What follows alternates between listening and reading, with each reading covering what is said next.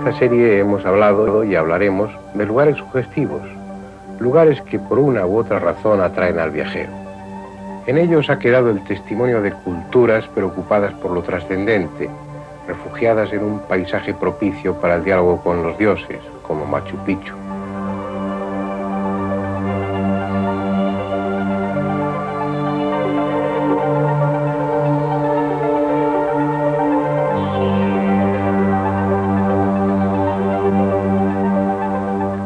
Otras veces el lugar se llenó de misterio, acumuló incógnitas, porque los que allí vivieron dejaron restos cuya razón no entendemos, como en la pampa colorada de Nazca, hecha para dioses o para hombres voladores.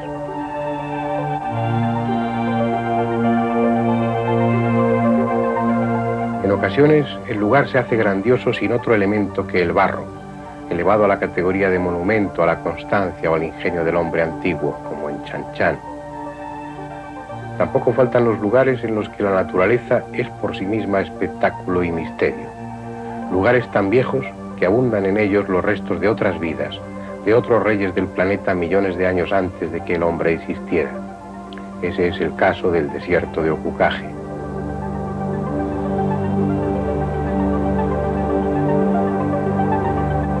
A veces el lugar es inhóspito, poco propicio para el hombre, pero aún así es tal la fascinación que ejercen las ruinas allí enclavadas que el viajero supera las limitaciones de su organismo para poder visitarlos, como sucede en Tiahuanaco.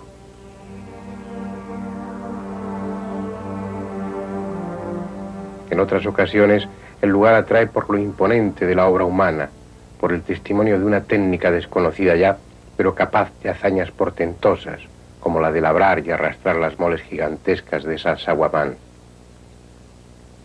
América está llena de lugares así, lugares para el asombro o la reflexión, llenos de misterio o de belleza. Pero hoy no iremos a ninguno de ellos. Hoy visitaremos un sitio de muerte y sacrificio, un lugar donde encontrarnos con lo peor que el hombre lleva dentro. Hace poco más de 50 años que fue descubierto por Julio Tello. Está a pocos kilómetros de la costa, junto a una carretera que se interna en el continente camino de los Andes.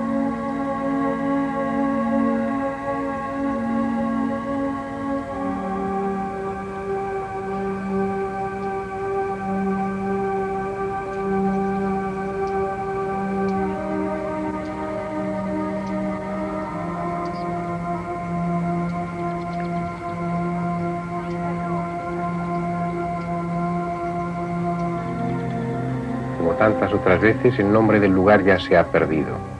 Lo llaman Sechín porque está construido en la ladera de un cerro que se llama así, Cerro Sechín. Es un paisaje áspero y seco en el que floreció una de las más viejas culturas del Perú, de la que casi nada sabemos. No están sus casas, no están sus almacenes, ni siquiera han aparecido sus tumbas. Solo queda un centro ceremonial 3500 años viejo.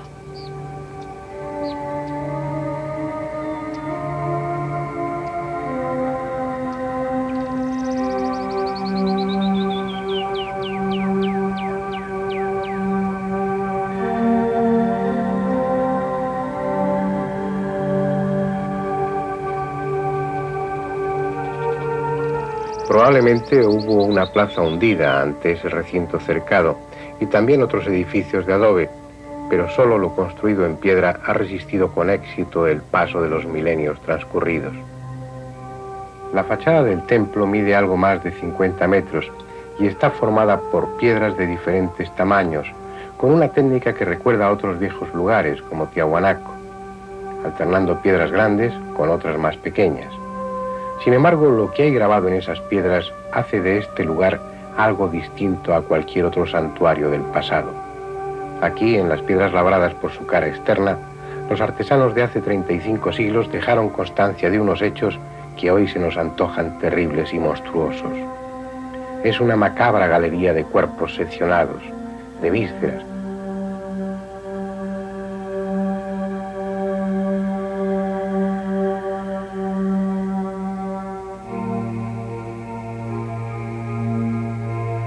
de miembros despedazados, de cabezas cortadas.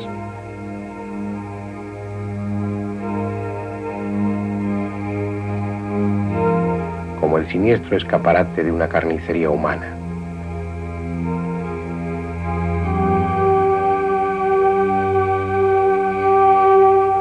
Es tal la exhibición de órganos y vísceras que algún arqueólogo ha lanzado la hipótesis de que se trataba de un centro donde se enseñaba anatomía. En varias piedras aparecen cuerpos partidos por la mitad.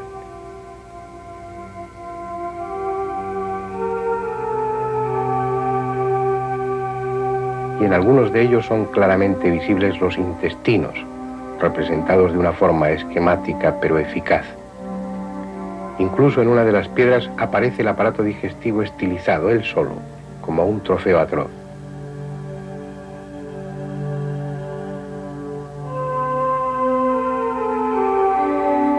La técnica es tan simple como efectiva, una incisión ancha y poco profunda que retrata los detalles esenciales. No hay recreación artística, solo el interés por mostrar de forma inconfundible aquello que se quería dejar reflejado en la piedra. Tal vez una victoria militar en la que se hizo alarde de crueldad con los vencidos, como si hubiese sido una rebelión sofocada, una sublevación aplastada contundentemente, de la que se quiso dejar memoria para que ningún otro volviera a intentarlo. Fuese así o no, lo evidente es que en Sechín se sacrificó a los vencidos, sometiéndoles a cualquier mutilación imaginable. Lo que predominan son las cabezas. Con toda probabilidad se trata de cabezas trofeo, como las que se dieron en otras culturas peruanas. Cabezas de los vencidos que luego se colgarían a la cintura o ante la puerta de la choza, como un siniestro trofeo que demostraba el valor de un guerrero.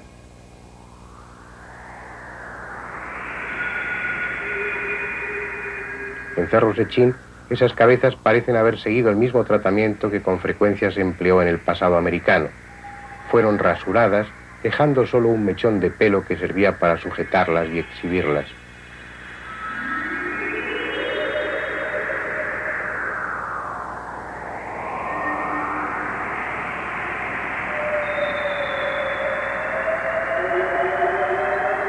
El gran número de cabezas trofeo representadas aquí da a entender que se trató de una importante batalla, con muchos prisioneros que después fueron decapitados.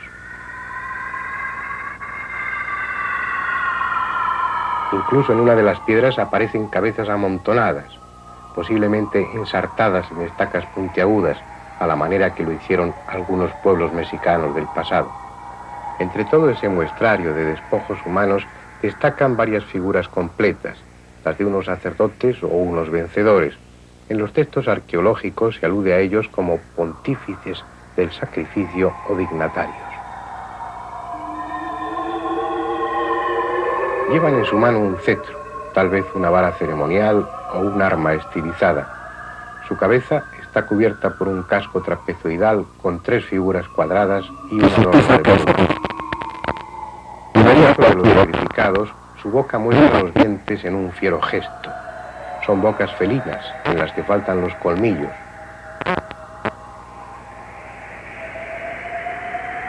Sus ojos son de iris excéntrico, ojos cadavéricos, como los de las figuras representadas en Chavín de Huántar.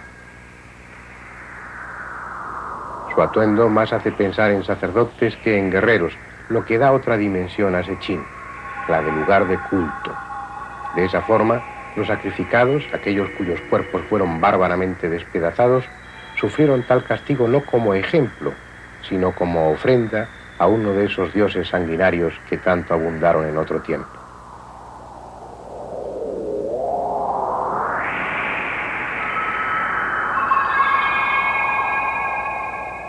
En el caso de Sechín, parece que el culto estuvo relacionado con una divinidad bajo la advocación del jaguar, porque se encontró en una pared interior del templo una pintura con ese felino. Por lo que ya sabemos de otras representaciones similares, probablemente se trataba de un símbolo solar.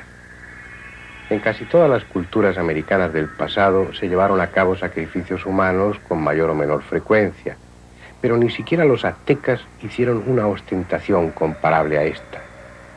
Cerro Sechín es excepcional en muchos sentidos y tiene esa resonancia ominosa y sombría de los lugares asociados a la angustia, a ese terror inimaginable de aquellos que iban a ser sacrificados. Una angustia que pese a lo esquemático de los grabados puede adivinarse en alguno de los rostros. Han pasado 3.500 años desde entonces. Los dioses que han sobrevivido han perdido ese carácter sanguinario y los sacerdotes solo ofrecen sacrificios simbólicos. Es cierto que el hombre sigue aferrado a la magia, pero esta discurre por cauces más amables. Nada hay que conecte a los chamanes de ahora con aquellos omnipotentes del pasado. Son otros los métodos y es otra la intención. Probablemente han perdido parte de su poder, pero a cambio no les rodea una atmósfera, un ambiente de terror, sino de afecto. Vamos a conocer a una bruja heredera de técnicas antiguas, probablemente la decana de las curanderas peruanas, porque ya ha cumplido los 100 años. Para ello es preciso ir a Santa Rosa de Cachiche, cerca de Ica, en las inmediaciones de un extraño monumento dedicado a las brujas.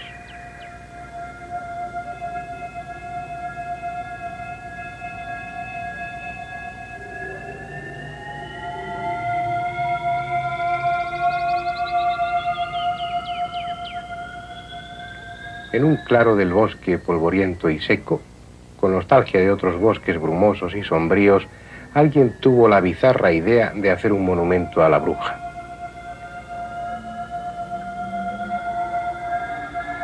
Pintada con purpurina, oculta por deslucido sudario, la figura femenina, más digna de un escaparate de ropa que de un monumento de esa clase, levanta sus brazos al cielo quién sabe por qué causa. Apenas merece la atención de la cámara, pero aunque ingenuo y torpe, es uno de los pocos monumentos que se han erigido a las brujas.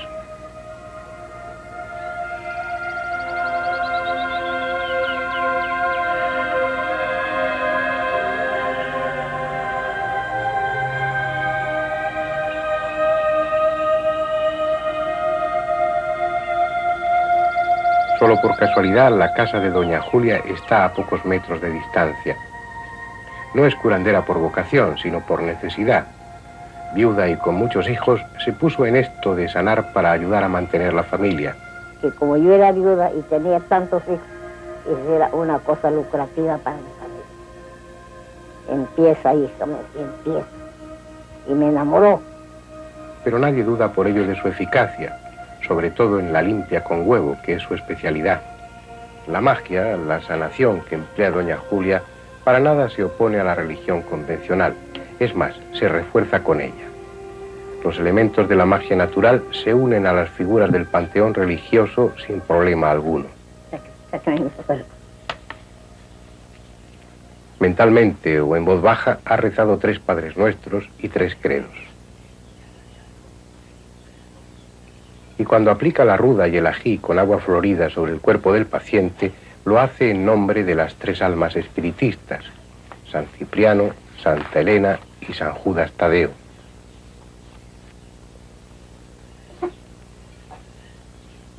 Todo eso que hacía con la ruda y con el agua florida, ¿para qué era? Para sacar a los sucios.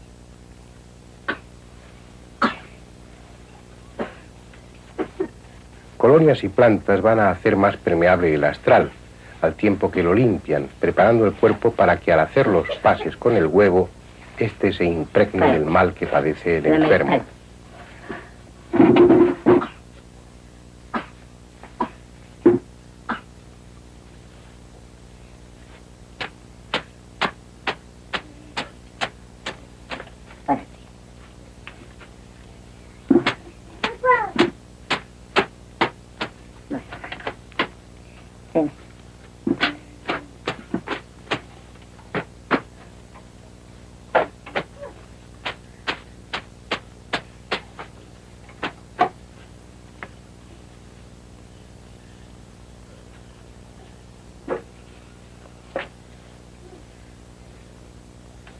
Es el método para diagnosticar, y si ha habido suerte, la enfermedad habrá salido del cuerpo pasando al huevo.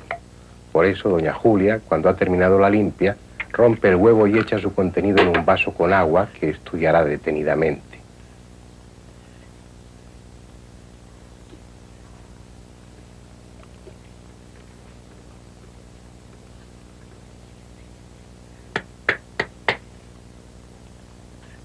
A ver, ¿qué dice aquí?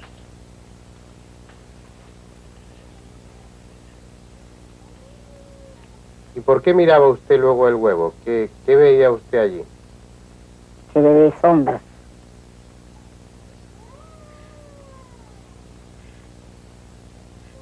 ¿Y luego qué remedios le ponen? Hay que hacer sus remedios, pues, como que fuera un médico.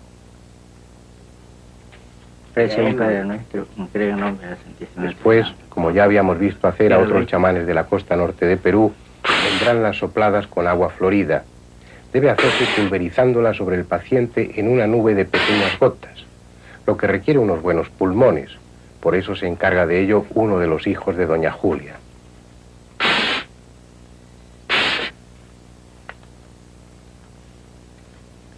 Por último, la sahumada. En una plancha de hierro con brasas arrojará una pequeña cantidad de incienso y mirra y el paciente se situará encima para recibir el humo que terminará su limpieza.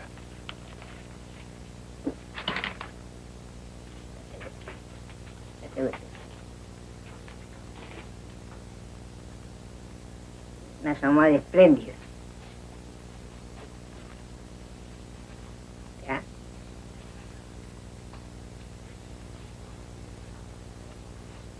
Ese tipo de medicina es practicado de una manera similar por cualquier curandero en otras partes del mundo, porque responde a un mismo concepto: la enfermedad como una forma de energía negativa. Si esa energía es disipada o se consigue cambiar su dirección, el proceso orgánico se detiene y entonces el cuerpo, por sus propios medios, es capaz de regenerar esa zona dañada. De esa forma no actúan sobre la enfermedad, sino sobre un desequilibrio energético. En su pensamiento mágico, esas energías que influyen son energías naturales dotadas de intención, una especie de espíritus negativos que influyen sobre las personas previamente debilitadas. Efectivo o no, pura superstición o residuo adulterado de un conocimiento antiguo, lo cierto es que ese tipo de sanadores gozan de un gran prestigio y son visitados por personas de todos los niveles culturales y sociales. La limpia con huevo no es una exclusiva de doña Julia, ni siquiera del Perú. Semanas atrás estuvimos en México con una sanadora que utilizaba igual sistema.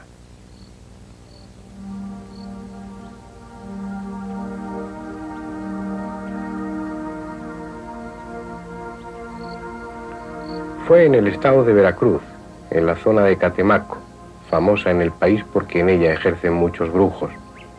Uno de ellos tuvo especial fama por sus conocimientos y, según dicen, por los excelentes resultados de sus limpias y ceremonias. Era don Gonzalo Aguirre Pech, que decía contar para sus sanaciones con la ayuda del mismo diablo. Murió en septiembre de 1981, pero su hija, doña Isabel Aguirre de Sánchez, ha continuado la tradición y practica diversas curaciones, entre ellas la limpia con huevo. Aquel día llovía torrencialmente y el agua golpeaba con fuerza el tejado de zinc para desesperación del técnico de sonido. Pero íbamos de paso en busca de la cultura olmeca y no podíamos esperar a que el tiempo mejorase.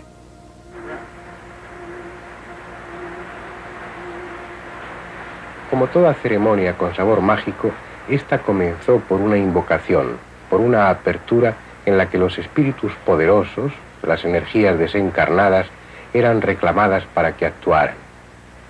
El huevo, que en otros lugares es un cuy o una gallina, será aplicado en todas las zonas del cuerpo como una especie de esponja que captará las malas vibraciones, las energías negativas que están produciendo la enfermedad. Una vez absorbido el mal, extraído del cuerpo del paciente, este debe quedar adecuadamente protegido, al menos durante algún tiempo, para lo que doña Isabel dibuja en el enfermo varias cruces y le aplica después agua de colonia.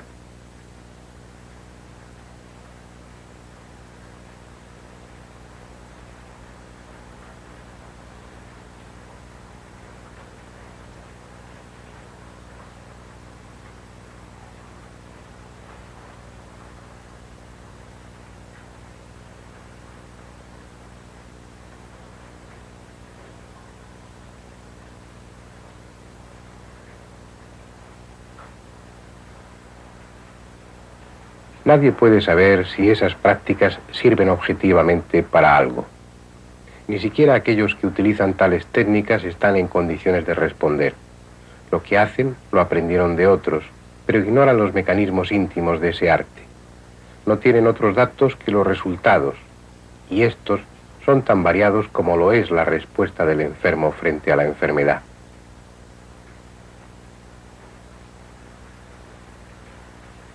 Este huevo va a ser depositado en esta palangana de agua durante 9 días. Durante 9 días me va a poner usted un vaso por su cabecera al lado donde duerme, para que esa agua esté recogiendo el mal que se va a depositar, que se va a llevar el proceso durante 9 días. Al otro día me la va a tirar muy temprano al baño, así en una cosa donde no caiga adentro de su casa porque lo perjudicaría, ¿sí? Ahora le voy a marcar con este colmillo el paso de Salomón, que es para proteger y salvarlo de todo mal, ¿sí?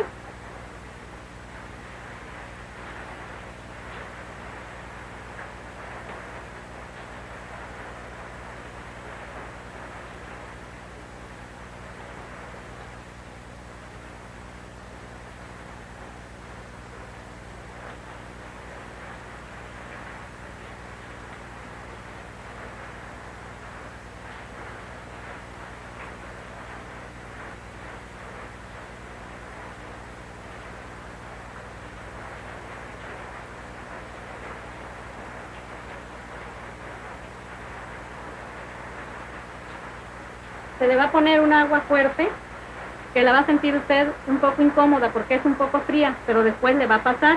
Esto le ayuda para que quede usted curado de la limpia que se le está haciendo, ¿sí?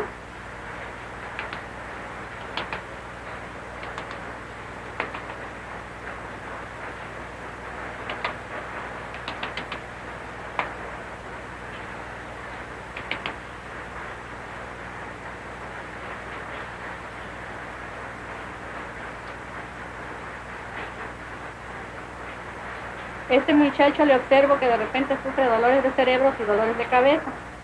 Ignoramos demasiadas cosas como para negar el efecto benéfico de esas simples ceremonias. Si lo hay, inevitablemente pensaremos que se trata de sugestión. Y es posible que al hacerlo nos estemos equivocando.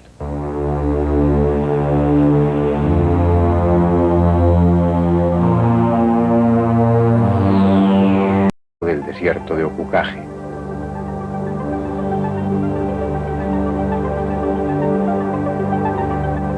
A veces el lugar es inhóspito, poco propicio para el hombre, pero aún así es tal la fascinación que ejercen las ruinas allí enclavadas que el viajero supera las limitaciones de su organismo para poder visitarlos, como sucede en Tiahuanaco.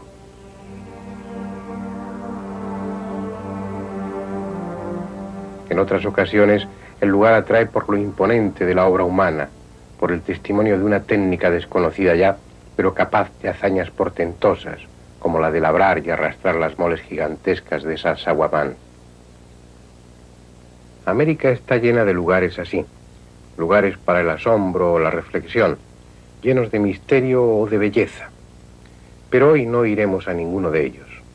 Hoy visitaremos un sitio de muerte.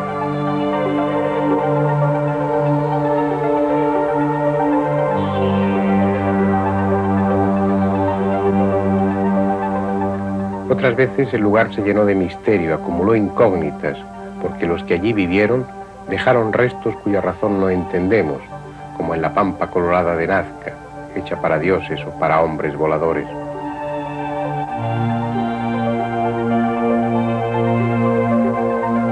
En ocasiones el lugar se hace grandioso sin otro elemento que el barro, elevado a la categoría de monumento a la constancia o al ingenio del hombre antiguo, como en Chan Chan.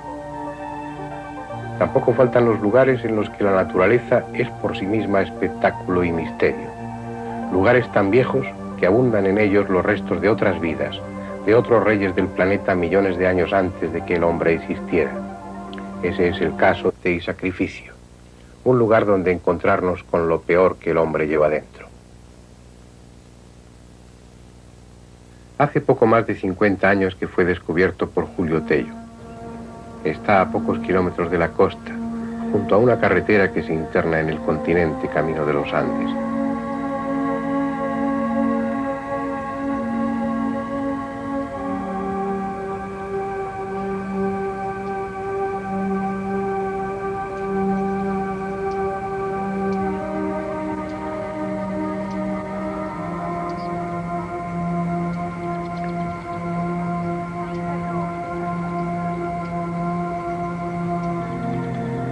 Como tantas otras veces, el nombre del lugar ya se ha perdido. Lo llaman Sechín porque está construido en la ladera de un cerro que se llama así, Cerro Sechín. Es un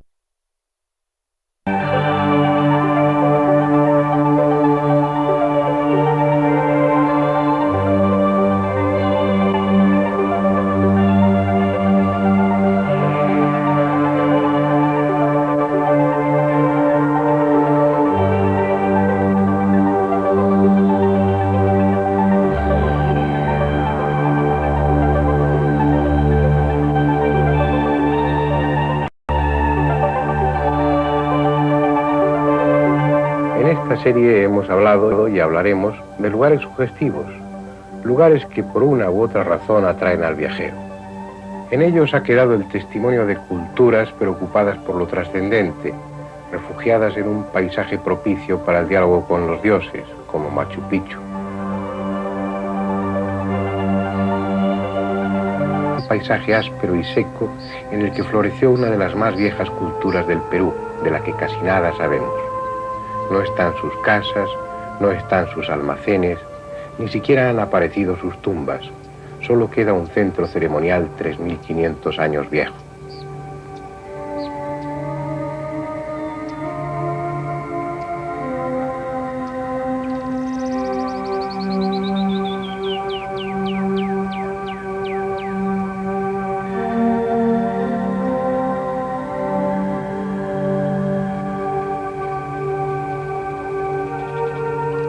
Probablemente hubo una plaza hundida ante ese recinto cercado y también otros edificios de adobe, pero solo lo construido en piedra ha resistido con éxito el paso de los milenios transcurridos.